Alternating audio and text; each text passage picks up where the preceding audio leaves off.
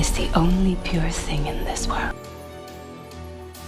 तो आज की इस वीडियो में हम बात करने वाले हैं अवतार फायर एंड यश मूवी के बारे में, यानी कि अवतार के थर्ड पार्ट के बारे में। अवतार फायर एंड यश ये मूवी का थर्ड पार्ट है, तो इसे देखने से पहले आपको पहले के दोनों पार्ट देखने होंगे। इससे आपको स्टोरी और कैरेक्टर के बारे में पता चल जाएगा। और इस मूवी के वीएफएक्स और सीजीआई के बारे में तो क्या ही कहना है। इसके पहले के दोनों पार्ट की तरह इसके भी बहुत बढ़िया है। मूवी तो 90% वीएफएक्स और सीजीआई की वजह से ही बनी हुई है, और इस मूवी के वीएफएक्स और सीजीआई अनबिलीवेबल है। इस मूवी की लंबाई 3 घंटे 17 मिनट है, जो कि कुछ लोगों को लंबी लग सकती है। और इस मूवी के फर्स्ट हाफ में 10% ही फाइट सीन है, बाकी का ड्रामा सीन है, और इसी की वजह से इसका फर्स्ट हाफ बहुत लंबा लगने लगता है। पर पेंडोरा की दुनिया बहुत बड़ी है, तो इसके हर पार्ट में हमें अलग अलग कबीले दिखाए जा रहे हैं। इसके पहले पार्ट में हमें जमीन और आसमान से जुड़े लोग दिखाए गए थे, और इसके सेकंड पार्ट में हमें पानी से जुड़े लोग दिखाए गए थे, और अब इसके तीसरे पार्ट में हमें यश पीपल दिखाए गए हैं। अगर आपको ये मूवी एंटरटेन और फाइट सीक्वेंस को लेकर देखनी है तो आपको लास्ट का 1 घंटा देखना चाहिए, जिसमें कि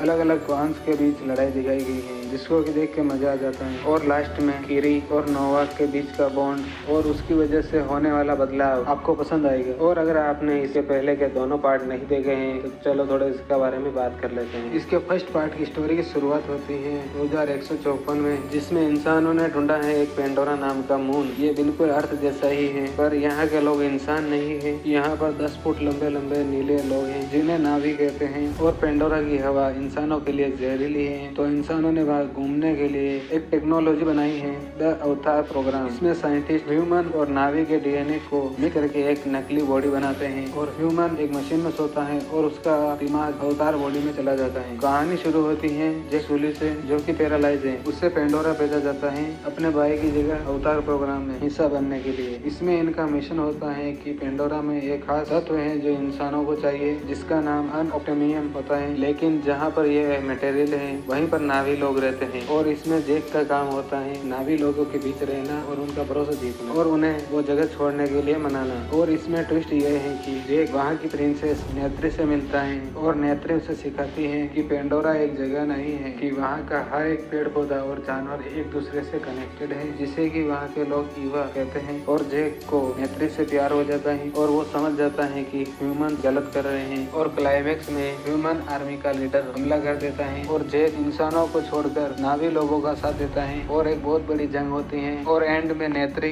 कर्नल कोरेज को मार देती है, ह्यूमंस को वापस अर्थ पर भेज देते हैं, और जैक अपनी ह्यूमंस बॉडी को छोड़कर हमेशा हमेशा के लिए अवतार बन जाता है। और इसके फर्स्ट पार्ट में कहानी यहीं पर एंड हो जाती है। और अब बात करते हैं इसके सेकंड पार्ट के बारे में। इसका पूरा नाम रखा गया था मूवी का अवतार द वे ऑफ वाटर, और इसमें कहानी बताई जाती है 15 साल बाद, कि जहाँ पर जैक और नेत्री के बच्चे हैं। जैक और नेत्री के 5 बच्चे हैं, जिनका एंगल समझना बहुत जरूरी है इस मूवी में। जैक का पहला बेटा जो कि एक पूरा सिल्जर की तरह है, जैक का सेकंड बेटा जो कि अपने आप को आउटकास्ट समझता है, और जैक की तीसरे नंबर पर एक बेटी है। यह एक अडॉप्टेड बेटी है, और इसके बारे में कहानी में हमें आगे पता चलेगा।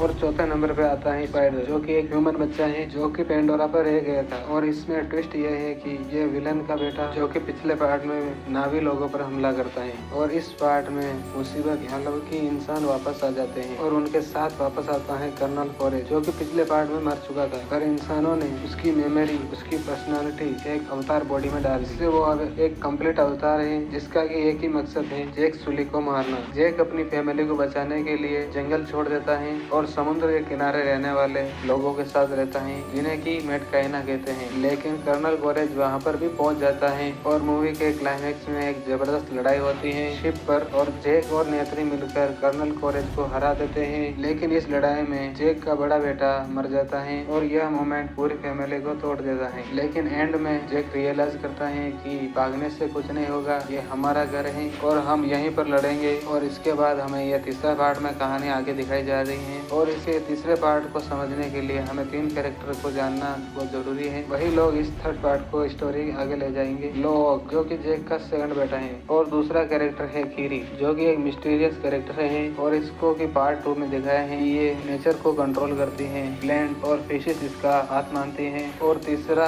और आखिरी कैरेक्टर है स्पाइडर। ये धोखेबाज है या नहीं, ये हमें इस पार्ट में देखने को मिलेगा, क्योंकि इसने सेकंड थर्ड पार्ट में विलन कोरेज जो कि मरने वाला था उसे आखिर में इसने बचा लिया था और ये बात उसने जैक और नेत्री को नहीं बताई थी। और सोचो जब नेत्री को पता चलेगा कि स्पाइडर ने कर्नल कोरेज को बचाया है और इसी की वजह से स्पाइडर ह्यूमन और नावी लोगों के बीच का फंसा हुआ है। और इसके अब थर्ड पार्ट के बारे में कोई भी स्पॉइलर नहीं दूंगा, आप मूवी देखो और एंजॉय करो। तो अवतार की इस पार्ट के बारे में बस इतना ही। Bye bye.